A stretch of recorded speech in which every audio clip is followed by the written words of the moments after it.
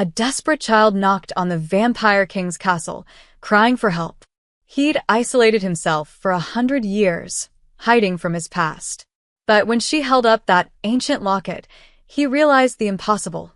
She was his own blood, his last living family. And the monsters who took her mother? He created them. The iron doors hadn't moved in 93 years. King Alaric knew this because he counted everything now. Days. Nights. The cracks in the stone ceiling above his throne. The number of times his dead heart pretended to beat out of habit rather than need. Tonight, the count was interrupted. Bang. Bang. Bang. The sound echoed through halls that had forgotten the meaning of noise.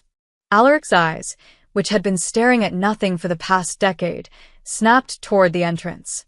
His fingers tightened on the armrest of his throne, carving fresh grooves into wood that was already more scar than surface. It couldn't be. No one came here.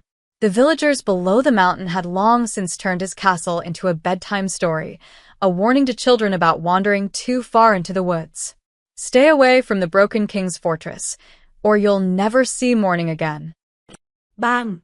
Bang. Bang. Go away, Alaric whispered, though he knew no human could hear him through 6 inches of solid iron. But the knocking didn't stop.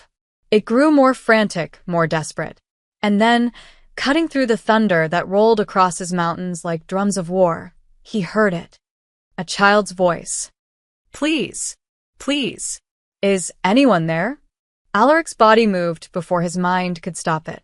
He was across the great hall in seconds, his form barely more than shadow and memory. When he reached the doors, he pressed one pale hand against the cold metal and closed his eyes. Don't open it. Send them away. You know what happens when you let the world back in. Please. The voice cracked with tears. My mom. They took my mom. Please, somebody help. His hand was already on the iron bar. The doors groaned as they opened for the first time since the night Alaric decided the world was better off without him. Rain lashed through the gap, and lightning split the sky behind a small figure that looked more drowned rat than human child. She couldn't have been more than 10 years old. Her dark hair was plastered to her face, and her dress, once probably white, was torn and muddy. But it was her eyes that struck him. Wide and brown, and absolutely fearless despite the tears streaming down her cheeks. In her small hands, she clutched something. A locket, its chain broken, its surface catching the lightning like a tiny mirror. Please, sir, she gasped, stumbling forward. You have to help me. They took her. The pale monsters took my mom into the woods, and I ran and ran, and this was the only place with lights, and... She stopped. Her eyes had adjusted to the darkness of his hall, and now she was seeing him for the first time. Alaric knew what he looked like. Tall enough to scrape door frames. Skin the color of moonlight on marble. Eyes that hadn't reflected warmth since the last century. Hair black as a starless sky, hanging loose around a face that had forgotten how to be anything but sharp angles and hunger. The girl took one step back. You're, she whispered. A monster. Alaric finished, his voice like gravel after decades of disuse. Yes. You should run. But she didn't run. Instead, her small chin lifted in defiance that had no place on someone so young and terrified. Are you going to hurt me? The question was so direct it actually startled him. Because if you're not, then I don't care what you look like. Her voice steadied, though her hands still shook. My mom is dying. Those things, they had red eyes, and they smiled when they took her. They said they were taking her to their master in the old ruins. Her breath hitched. Please. You're the only one I found. Everyone else in the village just locked their doors. Alaric should have closed his door too. Should have sent her back into the storm. Should have returned to his throne and his counting and his careful, quiet dying. But then the girl held up the locket. She dropped this when they grabbed her. I thought maybe if someone saw it, they'd know it was important, that she's important, that. The words died in her throat as Alaric moved forward faster than her eyes could track. He snatched the locket from her hand, and she yelped, falling backward onto the wet stone floor. He barely noticed. His entire being was focused on the small piece of silver in his palm. On the crest engraved into its surface, a crowned wolf wrapped in thorns, its eyes two tiny rubies. The family crest of House Valdis. His family crest. The one he'd buried with his mortal life 300 years ago. The one that was supposed to be dust and forgotten history and impossible. Where did you get this? His voice came out as a snarl, and the girl flinched. It's my mom's. She said it was her grandmother's, from way back, and… Your name, he knelt down, bringing himself closer to her level, though his presence still filled the space like a coming storm. What's your name, child? And Mira, she was crying again, but she met his eyes. Mira Valdis. The world tilted. Valdis. The name he'd abandoned. The bloodline he thought he'd ended when he chose immortality over the wife and infant son he'd left behind in his mortal arrogance. He'd returned decades later to find them long dead, his choice irrevocable, his punishment eternal. But bloodlines didn't simply end, did they? They continued. Through children and grandchildren and… How old is your mother? He asked quietly. 32. Why does that? Thunder crashed overhead, and in its wake, Alaric heard something else. Something that made his blood, what little moved through him, run cold. Howls. Not wolves. Worse. The Ravagers were hunting. Mira heard them too. She scrambled to her feet, her small body shaking. Those are them. Those are the sounds they made. Alaric looked at the child before him. At Mira Valdis, who carried his abandoned name and his lost bloodline and apparently his family's cursed courage. The girl who'd run toward a monster's castle instead of away from it. The girl who might be his own flesh and blood, generations removed. He'd created the Ravagers in his darkest years, the decade after he discovered his family's graves. He'd turned every criminal and mercenary he could find, building an army to punish a world that had let his loved ones die. Then, when his rage finally cooled to ash, he'd abandoned them, left them to devolve into the mindless, bloodthirsty creatures that now hunted these mountains. This was his fault. All of it. The howls grew closer. Alaric stood, pulling his coat tighter, an old habit from when cold actually mattered. He looked down at Mira, at this impossible child who'd knocked on his door and shattered 93 years of careful isolation. Your mother, he said. The pale monsters, the Ravagers, took her to ruins. Which ruins? Myra's face lit with desperate hope. The old keep. The one past the Blackwood, where the stone is all red. Can you? The Crimson Keep, his jaw tightened. Of course. The place where he'd first turned them, where his rage had been strongest. That's a night's journey from here. Then we have to go now. We aren't going anywhere. He moved toward an old weapons rack, pulling down a sword that hadn't tasted air in decades. You're staying here where it's safe. I'll bring your mother back. No. Mira rushed forward, grabbing his coat. You don't understand. She's sick. She has the wasting fever, and she only has days left even without those monsters. I can't wait here not knowing if she's… Her voice broke entirely, and she collapsed against him, sobbing into the ancient fabric of his coat. Alaric stood frozen. He couldn't remember the last time something living had touched him willingly. The warmth of her, even through layers of cloth, felt like standing too close to a fire. Slowly, awkwardly, he placed one hand on her wet hair. You open the door, Mira whispered against his chest. Everyone else locked theirs. But you opened yours. That means you're not a monster. Not really. Something cracked in the carefully constructed walls around Alaric's dead heart. I'm the worst monster you'll ever meet, child, he said quietly. But perhaps that's exactly what you need right now. He pulled away, looking down at her tear-stained face. If you come with me, you follow every order without question. The Blackwood is not kind to the living, and the Crimson Keep even less so. Do you understand?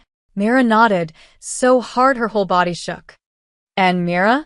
He turned toward the door, toward the howls and the storm and the past he'd tried so hard to bury. When this is done, I want the truth about your family, about that locket, about how my bloodline survived when I was certain I'd destroyed it. Yes, sir, she whispered. Don't call me sir. He stepped into the rain, feeling it on his skin for the first time in nearly a century. If we're doing this, call me what I haven't been called since the night I died. What's that? Lightning illuminated his face as he smiled. A terrible, beautiful thing. Grandfather. The inside of Alaric's castle was nothing like Mira expected. She'd imagined cobwebs and bones, maybe some torture devices like in the stories. Instead, the great hall was filled with books, thousands of them, stacked on shelves that reached the vaulted ceiling, piled on tables, marking the passage of time in paper and ink. You read? She asked, her voice small in the vast space. What else is there to do for a century? Alaric moved through the hall, gathering supplies with practiced efficiency. A pack. A water skin. A cloak that looked far too large for Myra's small frame. Seat. Tell me everything about the attack. Details matter. Mira perched on the edge of a chair that could have seated 3 of her. Now that she was inside, out of the rain, the terror came flooding back. Her hands wouldn't stop shaking. It was just after sunset, she began, her voice trembling. Mom and I were coming back from the healer's cottage. She'd been getting weaker. The fever makes her tired all the time. We were almost home when we heard the screaming. Alaric's hands stilled on the pack. Go on. They came from everywhere, moving so fast they were like white blurs. The villagers tried to fight, but her breath hitched. They were laughing. The monsters were laughing while people died. How many? His voice was cold, controlled. I don't know. 10? 15? They all looked wrong. Like people, but not. Their skin was too pale, almost gray. And their eyes. She squeezed her own eyes shut. Burning red. Like coals. Ravagers. Alaric confirmed, his tone bitter. The final stage. When they've lost everything human and only hunger remains, he turned to face her. Your mother, did they feed on her? No. Mira shook her head quickly. That's the weird part. They were killing everyone else, but they grabbed Mom specifically. One of them, the biggest one with scars all over his face, he smelled her. Then he smiled and said, Master Varkas will want this one. She carries the old blood. Alaric's hand crushed the leather strap he was holding. Varkas. You know him. I created him. The words fell like stones. 200 years ago, I turned a mercenary captain into a vampire. I was angry then. At everything. At death. At time. At the unfairness of watching everyone you love turn to dust while you remain. He threw the broken strap aside. I turned 50 men that year. Told them we'd build a new world. One where the strong wouldn't have to bow to mortality. What happened? I realized I'd become exactly what I hated. A tyrant trading one kind of death for another. He moved to a window, staring out at the storm. So I left them, sealed myself in this castle, and tried to forget. But they didn't forget you, Mira said softly. No. They devolved. Without guidance, without purpose, they became monsters in truth. Feeding without restraint, killing for sport, he turned back to her, and for the first time, she saw something like pain in his ancient eyes. Every death in these mountains for the past century. That's my legacy. Mira stood up, the oversized cloak pooling around her feet. Then fix it. It's not that simple. You're scared. The words came out before she could stop them. When Alaric's eyes snapped to hers, she almost took them back. Almost. You're scared that you can't control yourself either. That you're just like them. The temperature in the room dropped 10 degrees. Frost formed on the windows. Child, you have no idea. I know you haven't hurt me. Myra's voice was steady now, fed by a desperate courage she didn't know she had. I know you could have slammed the door in my face or killed me the second I stepped inside. But you didn't. You opened the door. You listened. She held up the locket again. And I know this means something to you. Something important enough that you're actually going to help. The frost stopped spreading. Alaric stared at this impossible child who spoke to him like he was a person instead of a monster. Like he was someone who could still make choices that mattered. Your mother, he said finally. Lena, you said? Yes. And her mother's name? Grandmother Elise. She died when Mom was young. Alaric moved to a desk and pulled out a piece of aged parchment. His hand shook slightly as he drew a family tree from memory, names and dates spanning 3 centuries. At the very top, he wrote 2 names, Alaric Valdis and Lyra Thorne. I had a son, he said quietly, before I became this. His name was Thomas. I left when he was barely a year old, chasing immortality like a fool. He drew a line down from Thomas's name. He would have had children. And they would have had children. And on until. He stopped at a name 4 generations down. Elise Valdis. Then one more. Lena Valdis. Your mother is my great-great-great-granddaughter. He looked at Mira with eyes that suddenly seemed very old and very tired. Which makes you. Your family, Mira whispered. The word hung in the air like a prayer. Varkas knows, Alaric said. Somehow he knows. That's why he took her specifically. He called it old blood because vampire blood, even diluted over generations, leaves a mark. A scent. His jaw clenched. He's taken her as bait. For me. Then it's a trap. Yes. Mira straightened her small shoulders. Are we going anyway? Alaric looked at his last living descendant, this fierce, foolish, brave little girl who'd stumbled into his exile and dragged him back into a world he'd abandoned. He picked up a sword. We leave in 5 minutes. Stay close, follow orders, and Mira. He fastened the cloak around her shoulders. When I tell you to run, you run. Family or not, I won't let you die for my mistakes. She nodded, but they both knew it was a lie. Neither of them would run. Not anymore. The Blackwood earned its name honestly. Even in daylight, which Mira had never seen here, the forest was said to swallow the sun whole. Now, in the dead of night with storm clouds choking the moon, it was like walking through liquid darkness. Stay within arm's reach, Alaric said, his voice barely above a whisper. The Blackwood feeds on fear. Show it weakness, and it will separate us. Feeds. Mira clutched the back of his coat. The forest is alive. In a manner of speaking. I fought a war here once, centuries ago. So much blood soaked these roots that the trees developed a taste for it. His pale hand gestured to the twisted branches overhead. They can't move, but they can influence.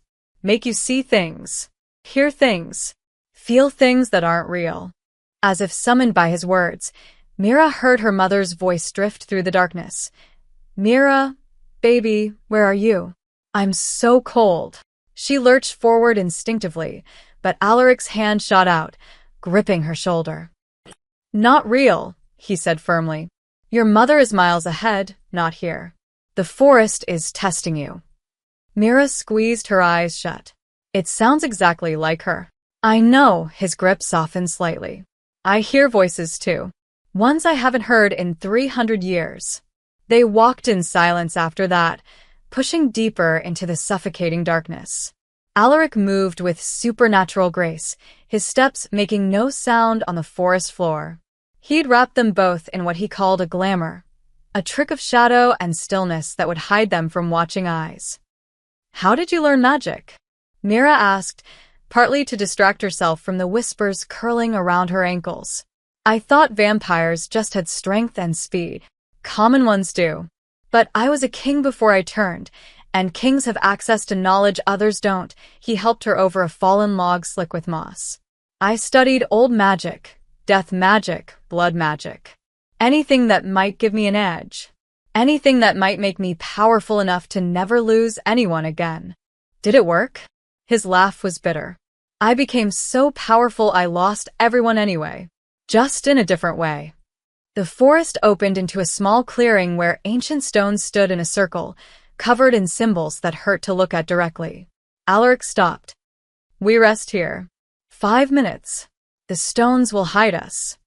Mira collapsed against one of the markers, her legs shaking from exhaustion.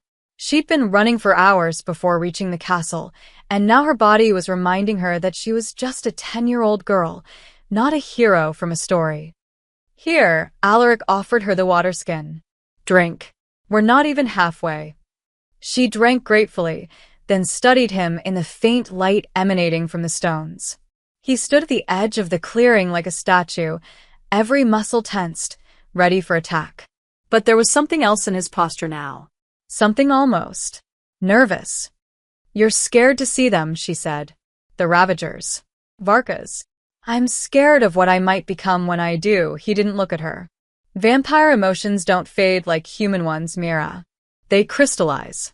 That rage I felt 200 years ago, it's still there, perfectly preserved, waiting for me to touch it again. Then don't touch it.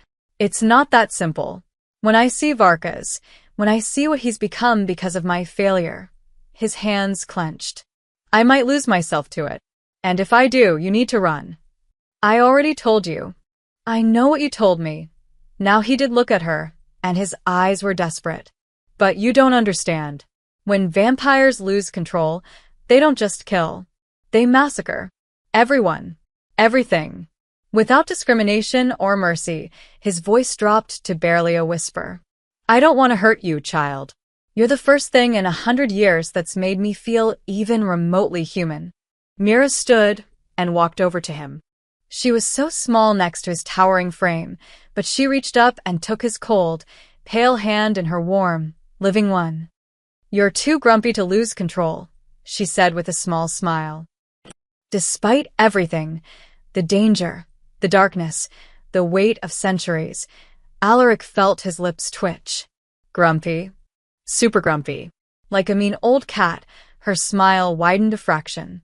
My mom says grumpy people are just scared people wearing a tough face. Are you scared, grandfather? The title still sounded strange. Wonderful and strange.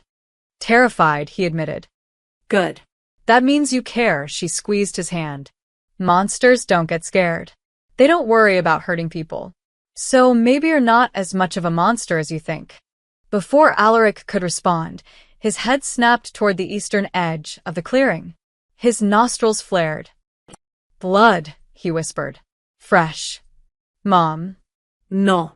Human, but not hers. This is, he moved forward, following the scent to where the forest grew thick again.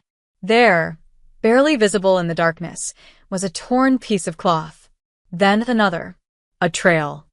Someone escaped from the Crimson Keep, Alaric said. Recently. Within the last hour. Then they might know if Mom's okay.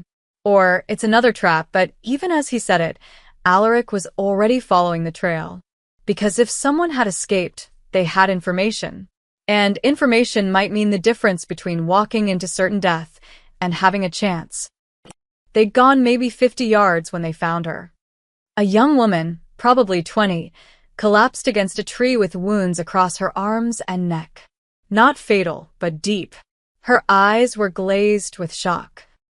Please, she rasped when she saw them. Please don't take me back. I'll do anything. Just don't. She stopped, her eyes focusing on Alaric's face, on his pale skin and dark eyes. Then she started screaming. I'm not going to hurt you, Alaric said, but the woman only screamed louder. Mira pushed past him, dropping to her knees beside the terrified woman. Hey, it's okay. He's helping me find my mom. He's not like the others. Not like. The woman's laugh was half hysterical. He's exactly like them. Can't you see? He's one of them.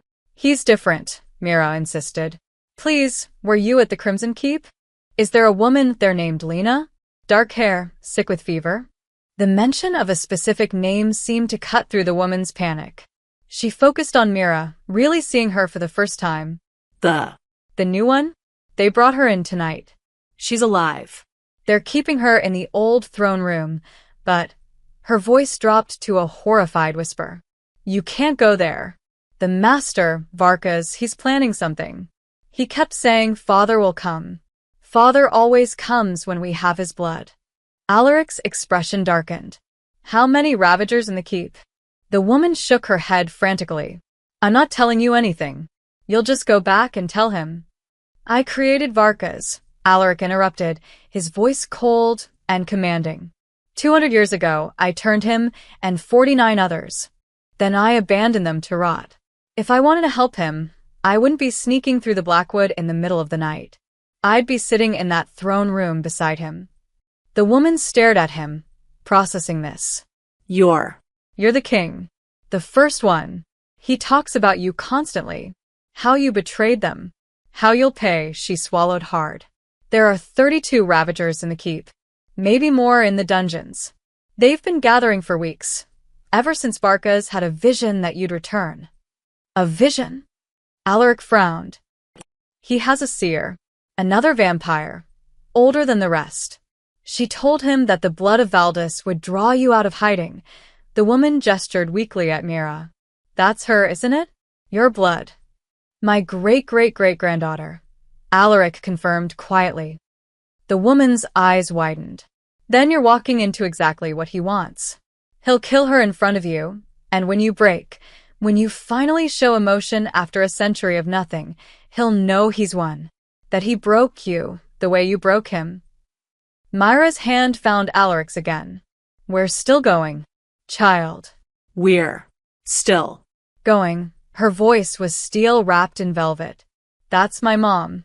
I don't care if it's a trap. The woman struggled to sit up. There's an old servant's passage on the eastern wall. Collapsed partially, but small enough for a child. If you can get her inside that way, she might reach the throne room before they know you're there. Absolutely not, Alaric said immediately. I'm not sending her in alone. You won't make it through the front gate, the woman countered. Varkas has watchers everywhere. The moment you step onto those grounds, they'll know. But a child. She looked at Mira. They're not expecting a child. Myra's heart hammered. The thought of crawling through dark passages in a vampire's fortress made her want to cry. But her mother was in there. dying. Waiting. I'll do it, she said. No. Yes, she turned to Alaric, her eyes fierce. You taught me to be brave when I knocked on your door. Now, let me be brave for Mom. Brave and dead are often the same thing, child. Then I'll be both if I have to, she squeezed his hand harder. But I won't leave her. Would you have left Lyra? Your wife. The name hit him like a physical blow.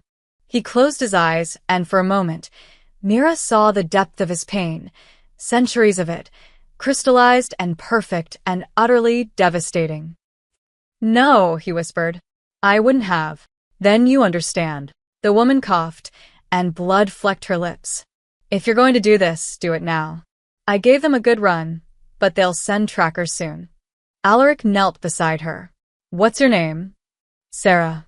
Sarah, I'm going to do something that will feel strange, but it will heal you. Do you trust me? She laughed weakly. Not even a little. But I don't have much choice, do I? He bit his own wrist and held it to her lips. Drink. Just a few drops. Not enough to turn you, but enough to close those wounds. Sarah drank, her face contorting with disgust.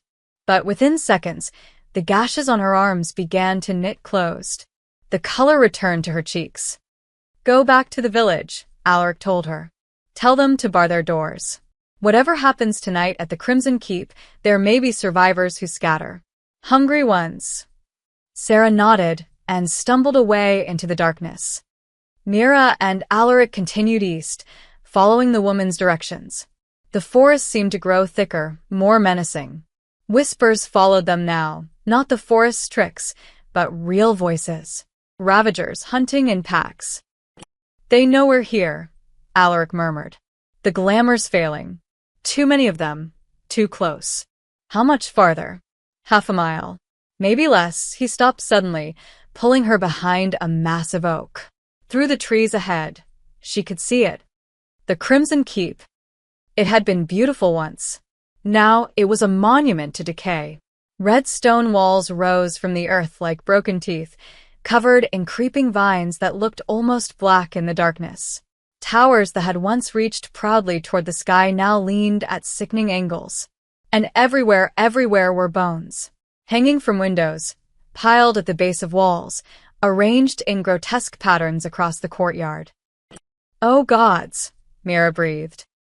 "This is what I created," Alaric said, his voice hollow. "This is my legacy." From somewhere inside the keep, a bell tolled. Once. Twice. 3 times.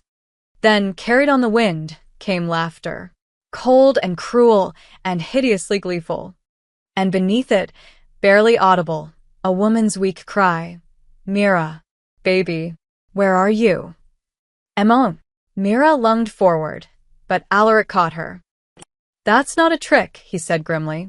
"That's really her. They're torturing her, drawing us in. Then we go in." Tears streamed down Myra's face. Yes, Alaric's expression hardened into something ancient and terrible. "We go in. But Mira, when you see what I become in there, when you see what I have to do to save her, don't forget that you called me grandfather. Don't forget that I opened the door." She nodded, not trusting her voice. Together, they approached the ruins. Behind them, the Blackwoods seemed to hold its breath. Ahead in the Crimson Keep, something began to scream. The servants' passage smelled like death and old stone. Mira crawled through the narrow tunnel, her hands scraping against rubble and things she didn't want to identify in the darkness. Behind her, impossibly far now, Alaric had given her final instructions. "Find your mother. Don't engage. Wait for my signal. You'll know it when you hear it." Then he'd done something she hadn't expected. He'd pressed the broken locket into her palm. "For courage," he'd said, "and to remind me what I'm fighting for." Now, as she squeezed through a gap barely wider than her shoulders, Mira clutched that locket like a lifeline. She could hear sounds above, footsteps, voices, the scrape of metal on stone. The Ravagers, moving through their fortress. The passage opened into a narrow alcove behind a collapsed section of wall. Through the gaps in the stone, Mira could see into the throne room. Her breath caught. It was massive, a cathedral of darkness lit by torches that burned with strange blue flames. The floor was a mosaic of cracked marble, stained with rust-colored patterns that Mira realized with horror were bloodstains. And at the far end, on a throne of twisted iron and bone, sat the largest vampire she'd ever seen. Varkas. He was a monster wearing a man's shape. 7 feet tall, muscles like coiled cables, face covered in ritual scars that formed patterns of old magic. His eyes burned crimson, and when he smiled, his fangs were black as obsidian. Around him stood 30 Ravagers. Some paced like caged animals. Others crouched in corners, watching with predatory stillness. All of them looked wrong. Skin too pale, movements too fluid, eyes too hungry. And there, chained to a pillar near the throne, was her mother. Lena Valdis looked even worse than Mira remembered. The fever had hollowed her cheeks, and new bruises bloomed across her arms. But she was alive. Her chest rose and fell. Her eyes, though glazed with pain, were open. "He'll come," Varkas said, his voice like grinding stone. "Our father. Our creator. The great King Alaric who abandoned us to madness," he stood, towering over Lena. "And when he does, when he sees what we've become because of him, he'll finally understand our pain." "You're wrong," Lena whispered. "He won't come. No one will." "Oh, but he will. Because you carry his blood. Diluted, yes. Weak, yes. But it's there. I can smell it in your veins. The ancient power of House Valdis." Varkas leaned close. "He loved his mortal family once. Perhaps he'll love them again. Perhaps he'll even feel something when I tear you apart in front of him." From her hiding place, Mira bit her fist to keep from screaming. She had to wait. Had to trust Alaric. Had to. The front gates exploded inward. Alaric stood in the wreckage, and he was beautiful and terrible in equal measure. His coat billowed around him like wings of shadow. His eyes, usually just dark, now glowed with an inner light that made the Ravagers stumble back instinctively. "Varkas," he said, his voice carrying the weight of centuries. "Let her go." The scarred vampire laughed, a sound like breaking glass. "Father, you came. I knew you would. I knew you still had a weakness buried somewhere in that cold, dead heart." Let "Her. go. Or what? You'll kill us? You already did that when you left us to rot." Varkas's rage made the torches flicker. "We worshipped you. We would have built empires in your name. But you walked away because you were sad. Because your mortal pets died, and you couldn't handle it." Alaric took a step forward, and 5 Ravagers immediately moved to block him. He barely glanced at them. "I failed you," he said quietly. "All of you. I turned you for the wrong reasons, and I abandoned you for worse ones. But this ends tonight." "Oh, it does." Varkas grabbed Lena by the hair, yanking her head back to expose her throat. "It ends with you watching another loved one die. Just like before. Just like always." No. The scream tore from Myra's throat before she could stop it. Every head in the throne room snapped toward her hiding spot. Varkas's eyes widened. Then his smile grew impossibly wider. "A child? You brought a child to a massacre?" He inhaled deeply. Oh. "Oh, this is perfect. She has the blood too. Stronger than the mother's. How many generations, father? How far does your abandoned bloodline stretch?" Alaric's composure cracked. "Mira, run. Run." But Ravagers were already moving, impossibly fast, pulling her from the alcove. She fought and kicked and screamed, but she was a 10-year-old girl against monsters. They dragged her into the center of the throne room and forced her to her knees. Varkas released Lena and walked toward Mira instead, his massive form blocking out the torchlight. He knelt down, bringing his scarred face level with hers. "What's your name, little one?" "Mira." "Mira," he tasted the word. "And this woman is your mother?" "And he," Varkas pointed at Alaric, "is your—" What? "Great-grandfather?" "Great-great." "Great-great-great," Mira whispered, tears streaming down her face. Varkas looked at Alaric. Really looked. And something shifted in his burning eyes. "She has your eyes," he said softly. "The same shape. The same defiance." He stood, pulling Mira up with him. "I was going to kill the mother. Make it quick. But this—" He placed one clawed hand on Myra's shoulder. "This is so much better. Because she's not just your blood, father. She's your mirror. Your second chance. Everything you thought you'd lost." Alaric's hands were shaking. The ancient vampire, the king who'd lived 3 centuries without flinching, was shaking. "Varkas, please. She's innocent. She has nothing to do with your sins, with your abandonment." Varkas's grip tightened. "None of us did either. But we paid for it anyway. We devolved into these things because you left us without guidance, without purpose. So now you'll watch as I take away your purpose." Again, his fangs extended. And something inside Alaric broke. Not with rage. Not with violence. With memory. The throne room dissolved. Suddenly Alaric was back in a different time, a different life. He was mortal again, human again, standing in a nursery holding his infant son. Lyra was asleep in the next room, recovering from the birth. And Thomas, tiny, perfect Thomas, was crying. "I'll give you everything," he'd whispered to the baby. "Power, legacy, immortality. I'll find a way. I'll make you a king who never dies." But he'd left that night. Left to seek the vampire who'd promised him eternal life. And when he'd returned decades later, full of power and empty of purpose, he'd found their graves side by side. Mother and son, dead of a plague while he'd been learning how to never die. The memory shifted. Different faces, same pain. His Ravagers, newly turned, looking to him for guidance. "What do we do now, my king?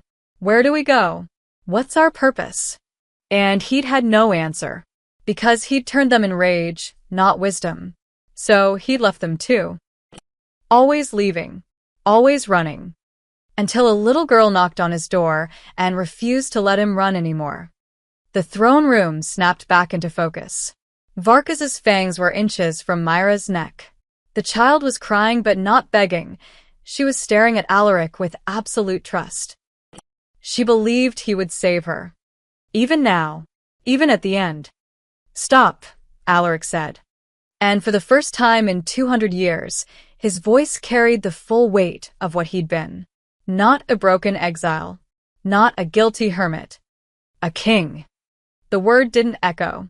It commanded. Every ravager in the room froze. Not from fear, but from something deeper, something woven into their very blood. The compulsion of a maker's true authority. Varkas's fangs stopped a breath from Myra's throat.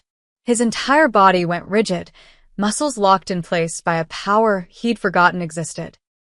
"Release her," Alaric said, and each word fell like a judge's hammer. Now. Varkas's hand opened against his will. Mira stumbled away, clutching her neck, and Alaric was there, moving faster than thought, catching her and placing her gently behind him. "Impossible," Varkas gasped, fighting against invisible chains. "You lost this power. You gave it up when you abandoned us." "I gave up nothing." Alaric's eyes blazed with ancient light. "I ran from it, Hid from it. but I never lost it." He raised one hand, and every ravager in the room felt it. The pull of their creator's blood, the absolute dominion he held over them. "I am Alaric Valdis, first of your line, and by the oath of creation, I still hold your chains." "The oath," one of the ravagers whispered. "It's a myth. It's a law," Alaric corrected. "Written in the very magic that turned you. Every vampire is bound to their maker unless the maker releases them. I never released you. I just stopped pulling the leash." His expression hardened. "That was my mistake. I let you run wild without guidance, and you became this. Monsters without purpose. Killers without cause." Varkas snarled, still fighting the compulsion. "You're the monster. You made us and abandoned us." Yes, the admission rang through the throne room. "I did. And I was wrong. I was a coward and a fool, and you've paid the price for my weakness." Alaric's voice softened, just slightly. "But I'm here now, and I'm taking responsibility. By killing us?" Another ravager spat. "By destroying what you created." By saving you, Mira said. Every head turned to her. The small girl who'd somehow found her courage again, standing behind a vampire king with a broken locket clutched in her hand. "He doesn't want to kill you," she continued, her voice growing stronger. "He's terrified of you. Not because you're strong, but because you're his mistakes made flesh." "But you know what?" She looked up at Alaric. "Mistakes can be fixed. My mom told me that. She said nothing's ever too broken to heal if you're brave enough to try." Alaric stared at her, this impossible child who believed in redemption even in the heart of darkness. "She's right," he said quietly. Then, louder, to the assembled ravagers, "I can't undo what I did to you. I can't give you back your mortal lives or erase 200 years of suffering. But I can give you what I should have given you from the beginning." He drew his sword, not to fight, but to cut his own palm. Dark blood, thick with ancient power, welled in his hand.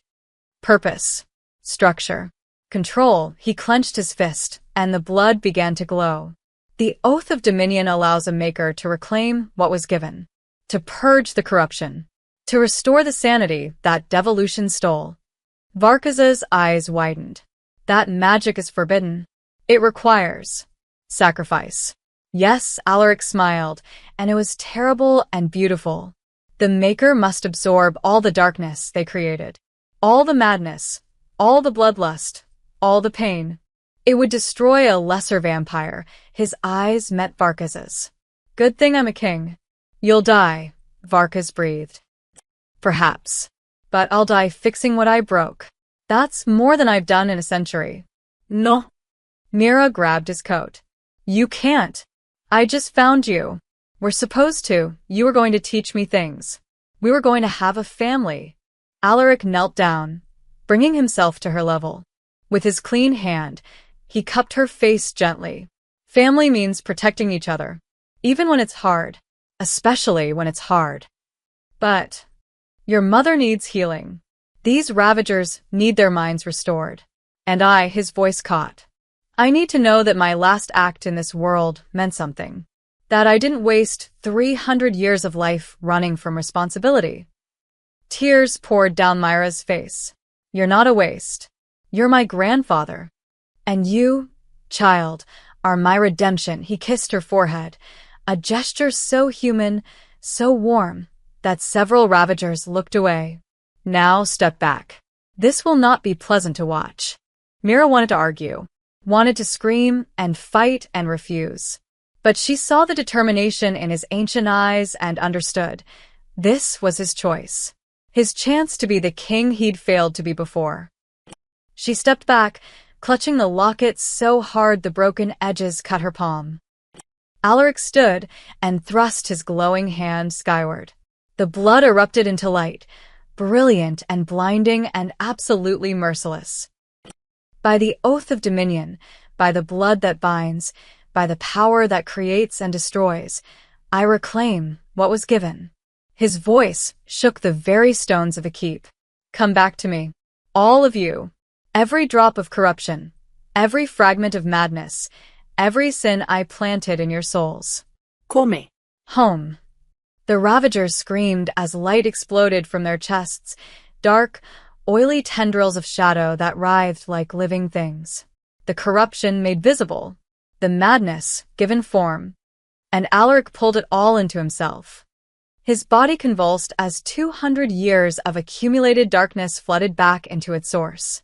He fell to his knees, veins turning black beneath pale skin, eyes rolling back as the weight of countless murders and atrocities crashed through his mind. Stop. Varkas lurched forward, suddenly freed as Alaric's control wavered. Father, you can't, it's too much. But Alaric didn't stop. Couldn't stop. The magic had taken hold, and it would run its course or kill him trying. Around the throne room, ravagers collapsed, gasping. Their eyes cleared from burning red to natural colors, brown, blue, green. Their skin lost the gray pallor of death. Their faces, twisted by corruption, softened back into something almost human. They were being saved. And their savior was dying. Mira couldn't watch anymore. She ran forward, past the recovering vampires, past Varkas' reaching hand, straight to Alaric's convulsing form. You said kings protect their people, she shouted, shoving the locket against his chest. Well, you're my people. You're my family, so you don't get to die. The locket touched his skin and... Light. Pure, warm, golden light that had nothing to do with magic and everything to do with love. It poured from the locket, from Myra's hands, from the connection between a girl and her grandfather. Blood calling to blood, family refusing to let go. The darkness recoiled. Alaric's eyes snapped open, clear and aware. And somewhere deep in his chest, his heart, silent for 300 years, beat once. Then again. Then again. The silence that followed was profound.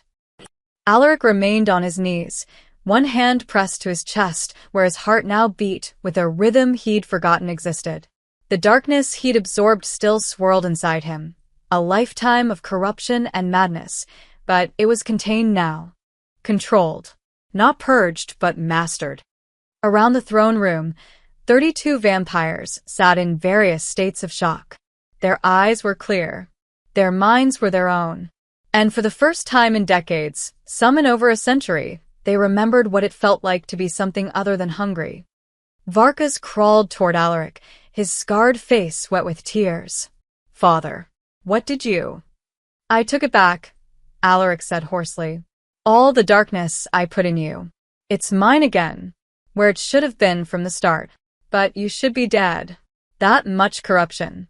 Should have killed me. Yes, Alaric looked at Mira, who still gripped the locket against his chest. But it seems family is stronger than curses. The locket had stopped glowing, but Mira could still feel warmth radiating from it. Mom told me it was magic, she whispered.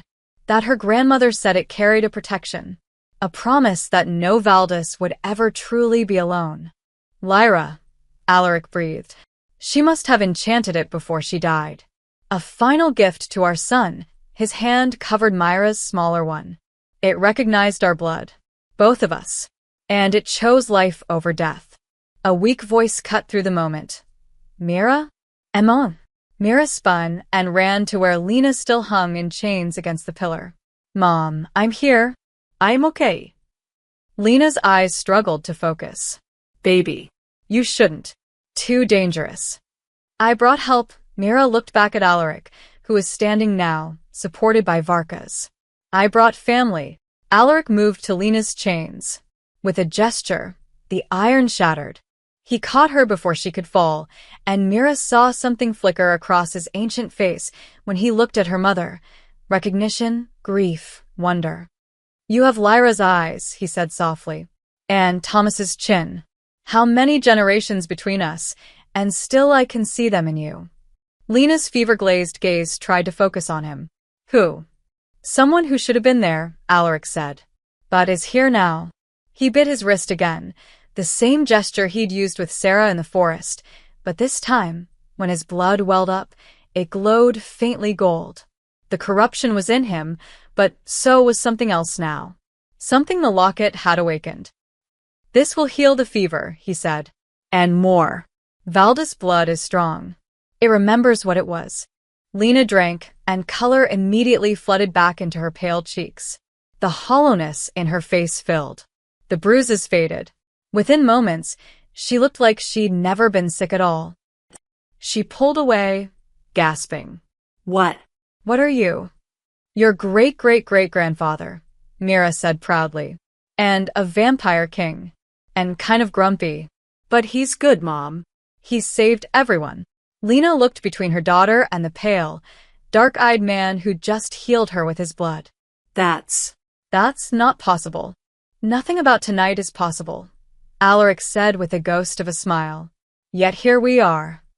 A rumble shook the keep. Dust fell from the ceiling, and cracks appeared in the walls. The magic's collapsing, Varkas said urgently. The corruption held this place together. Without it, we need to leave. Now, Alaric swept Lena into his arms despite her protests. Everyone out. The keep is coming down.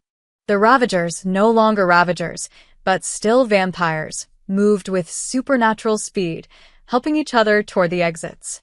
Years of hunting together meant they moved as one unit, even in their newly restored state. Mira ran alongside Alaric as they burst through the front gates. Behind them, the Crimson Keep groaned like a dying beast. Towers collapsed. Walls crumbled. The bones that had decorated everything turned to dust that scattered on the wind. They reached the edge of the Blackwood just as the entire fortress imploded with a sound like thunder. Red stone fell into red earth, and centuries of darkness were buried in moments. And then, impossibly, the sky began to lighten. Dawn, one of the Ravagers whispered in awe. I haven't seen dawn in 70 years, another finished. They should have been running for cover. Vampires couldn't survive sunlight. It was an absolute law. But as the first rays broke over the mountains, painting the sky in shades of gold and pink, something miraculous happened. Nothing. The light touched them, and they didn't burn, didn't scream, didn't die. Alaric stood frozen, Lena still in his arms, as sunlight, real sunlight, warmed his face for the first time since his mortal death. The curse, Varkas breathed. It's broken. Not broken, Alaric corrected, watching the sunrise with tears streaming down his face. Lifted. The darkness bound us tonight. But the darkness is, he looked at Mira, at his descendant who'd refused to let him die in shadow. Transformed. Around them, the Blackwood itself seemed to sigh with relief. The twisted trees began to straighten. The choking darkness that had plagued the forest for centuries receded, revealing green leaves and living bark underneath. The land was healing. Lena finally found her voice. Someone needs to explain what's happening. Right now. Mira took her mother's hand and her grandfather's hand, linking them together. It's kind of a long story, Mom, but the short version is, we're family. All of us. And family saves each other. Alaric looked at his restored progeny. 32 vampires who'd been monsters hours ago and were now standing in sunlight, alive and aware and free. Then he looked at Lena and Mira, the bloodline he'd thought lost forever. Yes, he said quietly. We do. The sun continued to rise, and for the first time in 100 years, Alaric Valdez didn't hide from its light. 3 months later, the castle on the mountain looked nothing like it had the night Mira knocked on its door. The iron gates stood open, welcoming rather than forbidding. The halls that had been tomb-silent for a century now echoed with voices, human and vampire alike, learning to coexist in the sanctuary Alaric had built from the ruins of his exile. In the courtyard, where weeds had once choked the stones, a garden now bloomed. Mira chased fireflies between rows of night jasmine and moonflowers, her laughter ringing like bells. She'd grown taller in the past months, stronger. Alaric had been teaching her swordplay every morning, and though she still couldn't lift his massive blade, she'd gotten quick with a training sword. Left foot forward, Alaric called from where he sat on the courtyard wall. You're leaving your right side open. I'm tired. Mira complained, but she adjusted her stance anyway. Tired is when mistakes happen. Again, she groaned but lunged forward, executing the combination he'd taught her. Better this time. Cleaner. Good, he allowed himself a small smile. Your mother would be furious if she knew I was teaching you combat. Mom knows everything, Mira said, finally lowering her practice sword. She just pretends she doesn't so you'll feel sneaky. Wisdom runs in the bloodline, apparently. Lena's voice drifted from the doorway. I heard that. She emerged into the courtyard carrying a tray of tea, a nightly ritual she'd established, claiming that even vampires needed routine and comfort. In the past 3 months, Lena had become the unexpected bridge between the two worlds living in Alaric's castle. The humans who'd come, refugees from villages plagued by bandits, families with nowhere else to go, trusted her because she was one of them. The vampires respected her because she was Valdez blood and because she'd survived the Crimson Keep with her courage intact. Council meeting in an hour, Lena reminded Alaric. Varkas wants to discuss expanding the night patrol to the western villages. Alaric sighed. He's too eager. The villagers are still afraid. They're less afraid than they were. Lena settled beside him on the wall. Last week, 3 families asked if they could move here permanently. That's progress. It was progress. Slow, fragile progress, but real nonetheless. After the Crimson Keep fell, Alaric's restored vampires had scattered, not in fear, but in purpose. Some went to hunt the remaining rogue vampires that still plagued the mountains. Others traveled to distant villages, offering protection in exchange for acceptance. Varkas had stayed at Alaric's side, becoming his second-in-command and, surprisingly, his friend. The scarred vampire had a gift for organization that made him invaluable in building their new society. How many now? Alaric asked quietly. Humans and vampires together? 62 humans, 32 vampires, and 1 very tired hybrid community leader, Lena said with a smile. Plus a 10-year-old girl who thinks she runs the place. I do run it, Mira called, still practicing her footwork. I'm the one who made you 2 actually talk to each other instead of being all awkward and weird. Lena's cheeks colored slightly. Alaric found something fascinating about his teacup. It was true, though. In the first weeks, Lena and Alaric had circled each other like nervous cats, her overwhelmed by the impossible reality of her great-great-great-grandfather, him terrified of saying or doing the wrong thing after centuries of isolation. Mira had finally locked them in the library together and refused to let them out until they had a real conversation. 3 hours later, they'd emerged red-eyed, Lena from crying, Alaric from something he insisted was dust, but with an understanding. Lena had forgiven him for abandoning the bloodline. I didn't know we'd survive.